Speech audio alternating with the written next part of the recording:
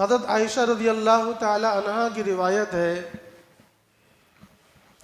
کہ رسول اللہ صلی اللہ علیہ وسلم کو 3 یمانی سفید کپڑے میں کفن دیا گیا تھا۔ 3 کپڑے تھے اور ملک یمن کے تھے اور وہ سفید تھے۔ تو ملک یمن کا ہونا یہ بس اس لیے ہے کہ یمن کے ہی کپڑے اس وقت مکہ مدینے کے اندر دستیاب رہتے تھے، اس وقت وہاں ہی کپڑے چلتے تھے، اس لیے یمنی چادریں عرب کے اندر اس وقت بڑی مشہور تھیں۔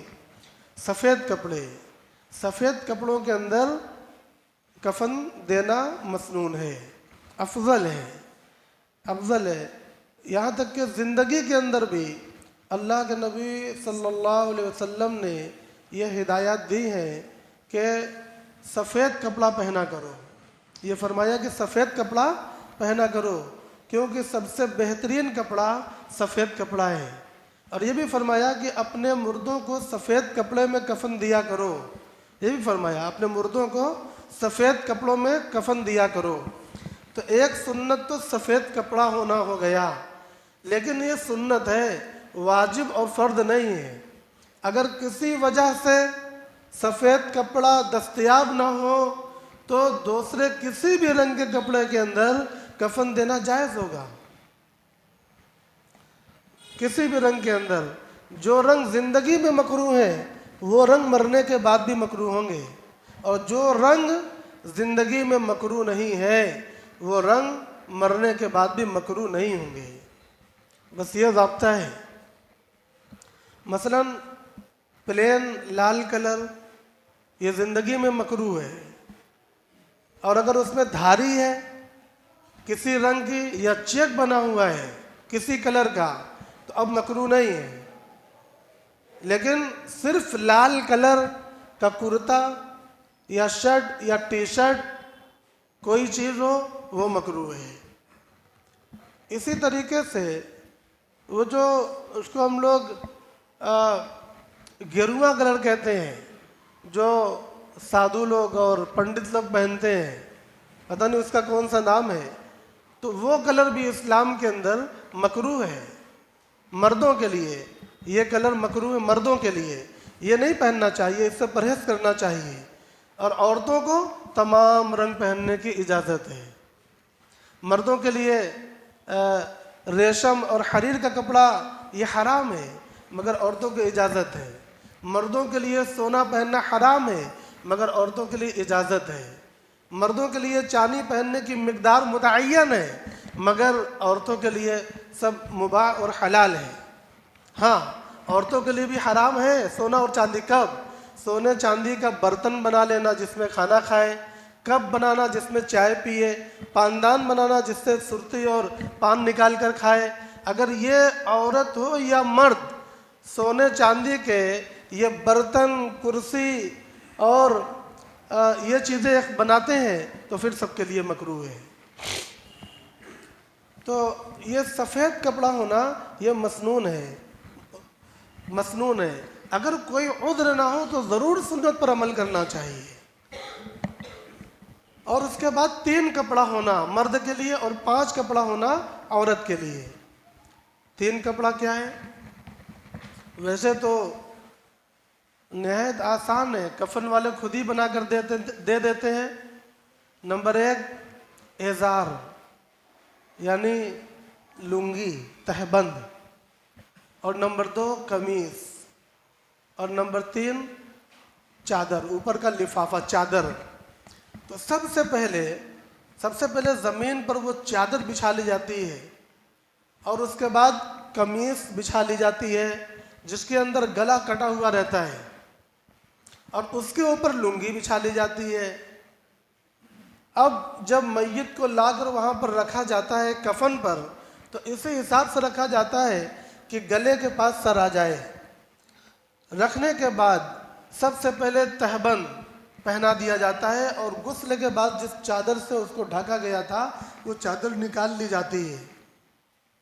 لنگی پہنا دیا، اب اس کے بعد قمیص سر کے پاس سے آپ اٹھائیں گے تو وہ جو سر کے پاس کٹا ہوا گلا ہوتا ہے وہ سر میں پہنا جائے گا اور پورا اوپر سے پیر تک یہ قمیص اس کی چلی آئے گی. یہ اس کے کرتے کی جگہ ہے، یہ اس کے کرتے کی جگہ ہے. اور اس کے بعد جو نیچے چادر ہے جس کو لفافہ بھی بولتے ہیں، پھر لفافہ پہنایا جائے گا. پہلے بائیں طرف سے اٹھا کر داہنا اور پھر داہنے طرف سے اٹھا کر بایاں، یعنی پہلے داہنا اور پھر بایاں. اس طریقے سے مرد کو کفن دی جائے گی. عورتوں کے کفن میں 5 کپڑے ہیں، اس میں ایک سینہ بند اور ایک اوڑھنی. ان تینوں کے بعد پھر اوڑھنی اڑا دی جائے گی اور سب سے آخر میں پھر سینہ بند باندھ دیا جائے گا. یہ بھی اللہ کے نبی صلی اللہ علیہ وسلم نے ہی بتلایا ہے. آپ کی بیٹیوں کا انتقال، 3 بیٹیوں کا انتقال خود نبی پاک صلی اللہ علیہ وسلم کے زمانے میں ہوا ہے. حضرت زینب رضی اللہ تعالی عنہا آپ کی سب سے بڑی صاحبزادی، جب ان کا انتقال ہوا تو عورتیں غسل دینے لگیں. اللہ کے نبی صلی اللہ علیہ وسلم نے بھی پانی وغیرہ تھمایا اور غسل دینے والی عورتوں کو تعلیم فرمائی، ان کو ڈھنگ بتلایا. اور اسی دن آپ نے عورتوں کی مسنون کفن کا طریقہ بھی بتلایا، عورتوں کی مسنون کفن کا طریقہ بھی بتلایا. تو یہ کفن کا مسنون طریقہ بیان کیا جا رہا ہے. لیکن جب حالات جنگ کے ہوتے ہیں تو بہت سی مرتبہ مسنون کفن دستیاب نہیں ہوتے. مثلا ملک شام کے اندر یہ حالات پیش آئے، عراق کے اندر یہ حالات پیش آئے، ابھی غزہ کے اندر یہ حالات ہیں کہ مرنے والوں کو دفن کیا جاتا ہے مگر کفن نصیب نہیں ہے. تو کفن اگر نہ ملے تو اس وقت جو میں نے الفاظ بتلائے کہ ایک لنگی ہونا چاہیے اور ایک کرتا ہونا چاہیے اور ایک اس کے اوپر لفافہ ہونا چاہیے، اسی ترتیب سے پہنایا جائے گا. اور اگر 3 نہ ہو تو کم از کم 2 ہوں، کم از کم 2 ہوں تو کم از کم اتنا خیال رکھا جائے گا. یہ اس لیے بیان کیا جا رہا ہے کہ مختلف حالات کی جانکاری بھی ضروری ہوا کرتی ہے. اب اس کے بعد کفن دینے کے بعد کفن کے اندر بھی دھوئی دی جاتی ہے. 3 مرتبہ 5 مرتبہ یا 7 مرتبہ لعبان کی کفن کو ایسے ہاتھ میں لے لیا جائے اور اس طریقے سے دھوئی دے دیا جائے یا دھوئی کو ہی گھما دیا جائے. 3 5 یا 7 مرتبہ، اس سے کم اس سے زیادہ نہیں. 7 مرتبہ سے زیادہ نہیں ہونا چاہیے، یہ مسنون ہے. اب اس کے بعد میت تیار ہے، اب دفن کرنے میں جلدی کرنا ہے. اب کیا حکم ہے؟ دفن کرنے میں جلدی کرنا ہے اور کوئی عذر قبول نہیں کرنا ہے، کوئی عذر قبول نہیں کرنا ہے. لیکن یہاں پر آ کر ہمارے معاشرے میں کچھ رسم اور کچھ بدعتیں رائج ہیں.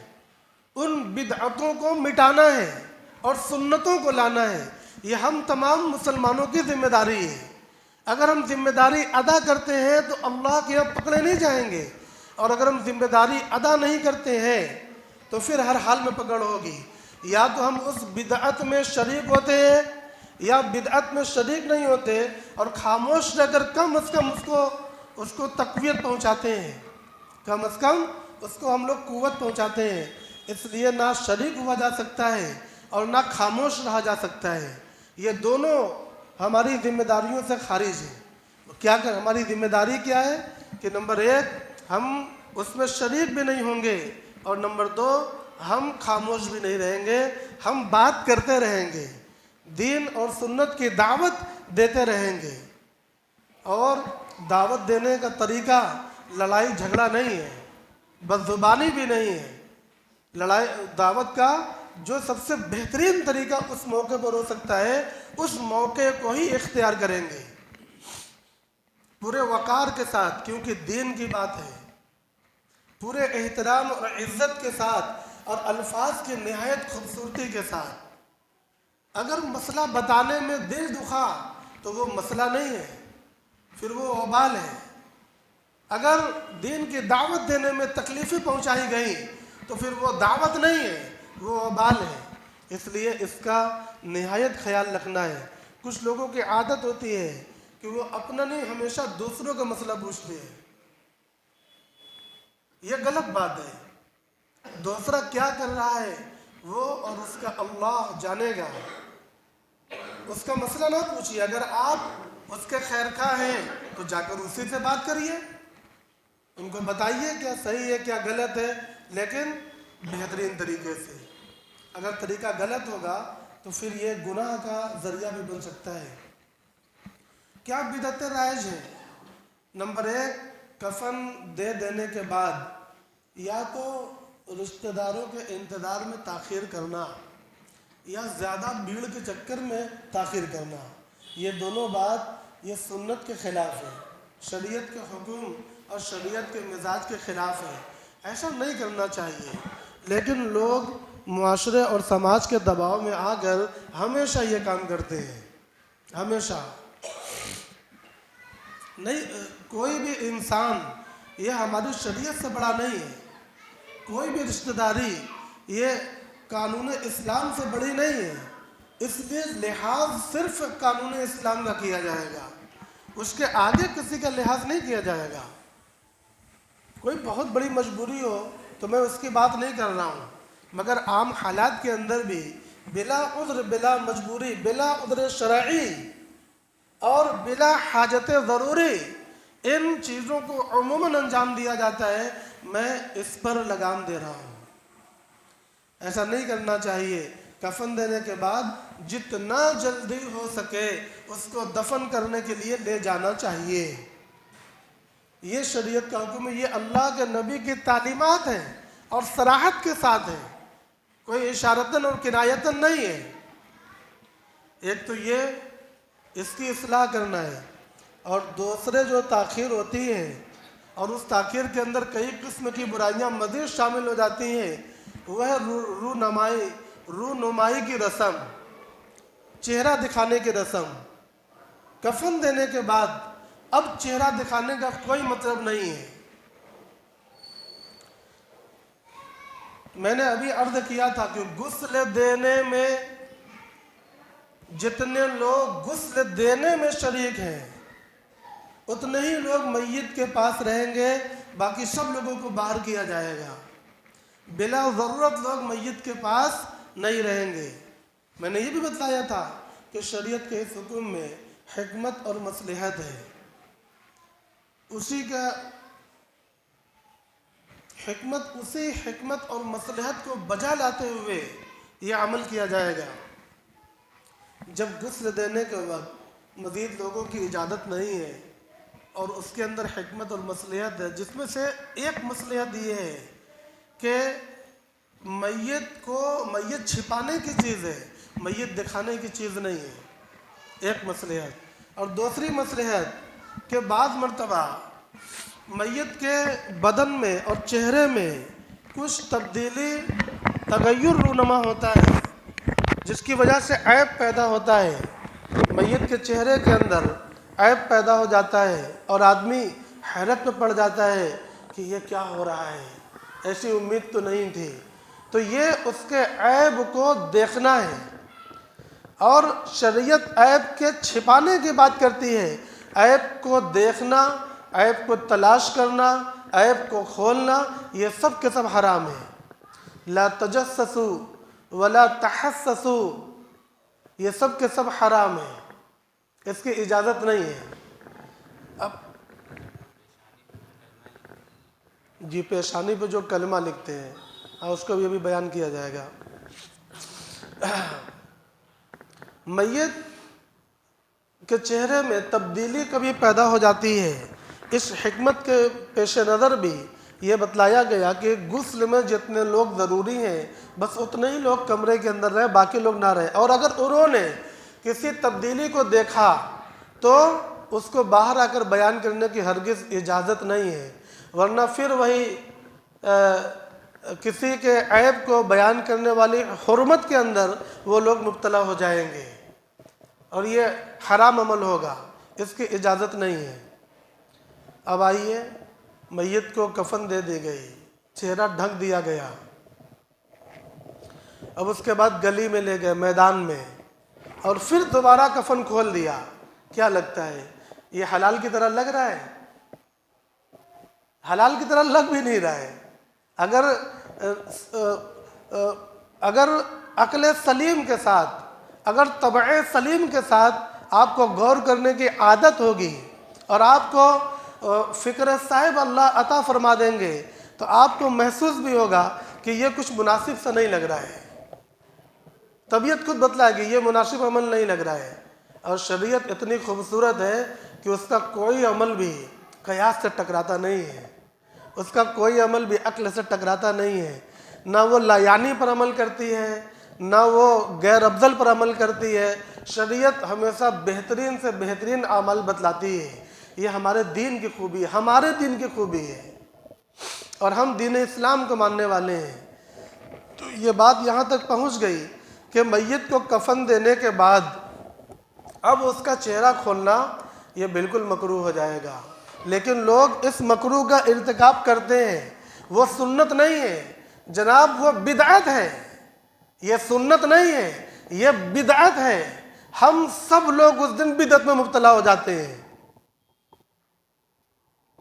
اب دو طرح کے لوگ ہیں، ایک تو وہ لوگ جو کھولنے کھلوانے میں مشغول ہیں، اس بدعت اور مکروہ کا ارتکاب کر رہے ہیں، اور دوسرے وہ گروہ ہیں جو صاحب لائن لگا کر منہ دیکھنے کے تماشے میں مشغول ہیں۔ ایک کر رہا ہے، دوسرا خاموشی کے ساتھ اس میں شریک ہے، اور تیسرا وہ ہے جو دیکھ نہیں رہا ہے مگر اس کے خلاف کبھی بولتا بھی نہیں۔ دیکھنے والا اگر خاموش ہے تو اس کی خاموشی بھی جرم ہوگی۔ لہذا اس موضوع پر، اس موضوع پر نہیں، ہر موضوع پر جو بدعت ہے اور سنت کے خلاف ہے اس پر پوری امت کو بات کرنا ہے۔ جہاں جہاں بگاڑ پیدا ہوا ان تمام موضوعات پر پوری امت کو بات کرنا ہے، اور بات کر کے عمل تک پہنچ کر عمل کو اختیار کرنا ہے۔ اس مسئلے میں ہمارے معاشرے کی عورتوں کا پردہ، ان کا نقاب اور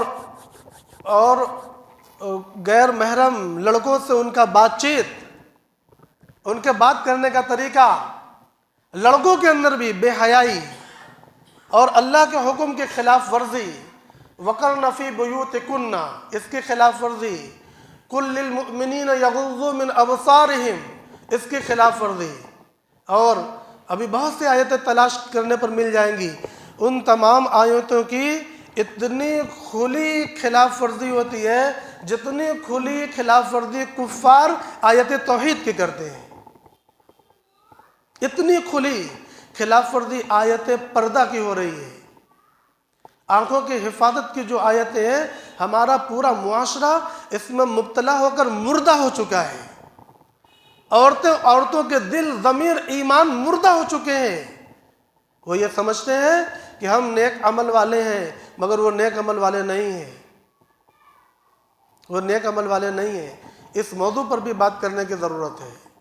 آج بحر و بر میں جو فساد برپا ہے، جس میں کفار اور مسلمین سب کے سب مبتلا ہیں، مرد، عورت، بچے، جانور، کھیت کھلیان، سب کے سب ان وبال کے اندر، عذاب اور مصیبتوں کے اندر مبتلا ہیں۔ یہ ہمارے اعمال کے نتائج ہیں، اور ہمارے اعمال کیسے ہیں؟ وہ قرآن کے خلاف، سنتوں کے خلاف، دین کو چھوڑ دیا ہے، اور ہم یہ سمجھتے ہیں کہ ہم نے دین کو اختیار کیا ہے۔ افحسب الذین کفروا ان یتخذوا عبادی من دونی اولیاء، آگے کیا ہے اس کے آگے؟ قل هل ننبئکم بالاکثرین اعمالا، اے محمد صلی اللہ علیہ وسلم آپ کہہ دیجئے ان لوگوں سے کہ کیا میں تم لوگوں کو بہت بڑے نقصان والے اعمال بتلاؤں؟ الذین ضل سعیهم فی الحیات الدنیا وهم یحسبون انہم یحسنون صنعا، وہ لوگ ہیں ضل سعیهم جو عمل کرتے ہیں تو ان کے عمل گمراہ ہیں، ضل سعیہم فی الحیات الدنیا، یہ اس دنیا کی زندگی میں، وہم یحسبون انہم یحسنون صنعا، اور وہ یہ سمجھ رہے ہیں کہ ہم بہت بہترین عمل کر رہے ہیں۔ یہ در حقیقت کفار کے بارے میں آیت ہے، مگر ہمارے اعمال کفار کے مشابہ ہیں۔ جیسے ہماری عورتوں کی بے پردگیاں، ہماری عورتوں کے تقریبات میں جانے کا طور طریقہ، یہ سب کفار کے مشابہ ہیں۔ ہمارے نوجوانوں کی زندگیاں کفار کے مشابہ ہیں۔ اسی طریقے سے میں یہ کہہ رہا ہوں کہ یہ آیت اگرچہ کفار کے بارے میں ہے، مگر ہمارے اعمال کفار کے مشابہ ہو گئے ہیں۔ محترم بھائیوں اور دوستوں، اس موضوع پر بھی انشاءاللہ بات کی جائے گی۔ سردست جو موضوع چل رہا ہے وہ یہ ہے کہ رونمائی کی اس رسم کو پورے معاشرے سے ختم کرنے کی ضرورت ہے۔ یہ بدعت ہے، یہ سنت کے خلاف ہے، یہ واجب الترک ہے، یہ واجب الترک ہے۔ اس میں تعویل اور حیلے حوالی یہ سب بلا ضرورت ہے۔ آج کل ایک نئی بیماری کافی دنوں سے وہ یہ کہ مسئلے کے اندر بہت قریت کرتے ہیں لوگ، عام لوگ بھی بہت قریتتے ہیں جبکہ ان کو کوئی جانکاری نہیں ہے۔ تو یہ طبیعت کا بگاڑ ہے۔ شریعت کے ہر حکم کے سامنے اگر آپ جس سے پوچھ رہے ہیں وہ معتبر ہے، وہ مستند ہے، وہ سچا عالم ہے، وہ اچھا عالم ہے، اگر آپ کے سامنے ایسا عالم ہے تو پھر قریدنے کی کوئی ضرورت نہیں ہے۔ سر تسلیم خم کر دینا یہ حسن عمل ہے۔ خیر، ایک یہ بات ہو گئی کہ رونمائی کی جو رسم ہے وہ واجب الترک ہے، اس کو یاد رکھیے، اس پر بات بھی کریے۔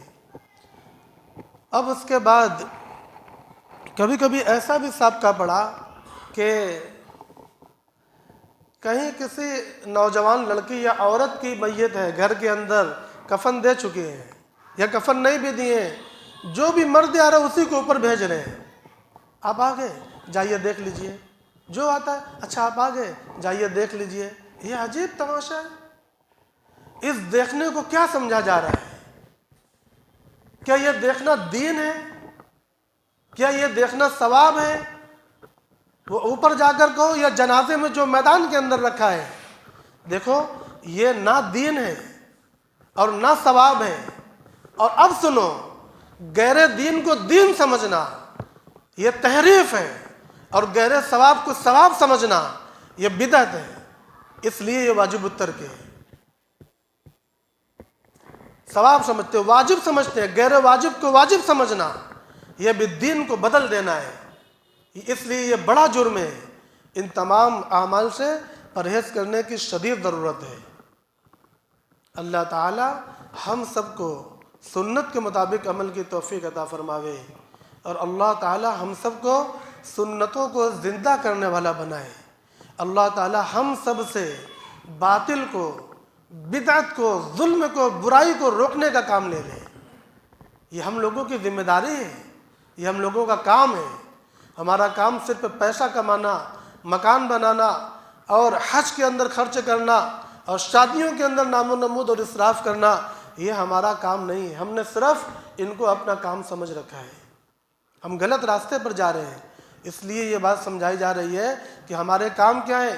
ہمارے پاس 24 گھنٹے کے کام ہیں، ہم ان کو چھوڑ کر دنیا میں، صرف دنیا میں، ایسی دنیا میں جو ہمیں اللہ کی یاد سے غافل کر دیتی ہے، ہم ایسی دنیا میں مبتلا ہو جاتے ہیں۔ یہ مسلمانوں کی شان نہیں ہے۔ اس کے بعد اب جنازے کو قبر تک لے کر جانا ہے۔ یہ بھی مسئلہ پوچھا جاتا ہے کہ جنازے کو جب نکالا جائے تو پیر کی طرف سے نکالا جائے یا سر کی طرف سے، تو اس کا جواب یہ ہے کہ جنازے کو سر کی طرف سے نکالنا افضل ہے۔ لیکن اگر کسی نے پیر کی طرف سے نکال ہی دیا تو ناجائز اور گناہ نہیں ہے۔ سر کی طرف سے نکالنا افضل اور غیر افضل کا معاملہ یہاں پر ہے، لہذا نکالنا سر کی طرف سے چاہیے۔ قبرستان میں جب داخل ہوں تو جب جنازہ رکھا جائے اس کے بعد بیٹھیں، یہ اللہ کے نبی کی تعلیم ہے۔ لہذا جب کوئی عذر نہیں ہے تو بلا عذر سنت کے کیوں چھوڑیں گے؟ گھٹنے میں بہت درد ہے، عمر بہت زیادہ ہو گئی، کھڑا نہیں ہوا جا رہا ہے، تو یہ تو عذر ہے، لیکن جب کوئی عذر نہیں ہے تو مجھے یہ بتلائیں کہ پھر سنت کی کیوں چھوڑیں؟ سنت کو نہیں چھوڑنا ہے، ایک سنت چھوڑیں گے اس کے نحوست سے سینکڑوں سنتیں چھوڑنے کی عادت پڑیں گی، اس لیے سنت کے مطابق کھڑے رہنا ہے۔ اور جب جنازہ زمین پر رکھ دیا جائے اس کے بعد اگر آپ بیٹھنا چاہیں تو بیٹھ سکتے ہیں، اور قبرستان میں جب داخل ہوں تو قبرستان کے آداب کا خیال کرنا ہے اور قبرستان کے حقوق کو ادا کرنا ہے۔ میں نے بتلایا ہر چیز کے آداب ہیں، قبرستان کے بھی آداب ہیں، اور ہر چیز کے حقوق ہوتے ہیں، قبرستان کے بھی حقوق ہیں۔ ان میں من جملہ ایک حق یہ ہے کہ آپ جب قبرستان میں داخل ہوں تو سلام کہتے ہوئے داخل ہوں، السلام علیکم یا اہل القبور، یغفر اللہ لنا ولکم انتم لنا سلف ونحن لکم بالاثر وانا بکم لاحقون انشاءاللہ۔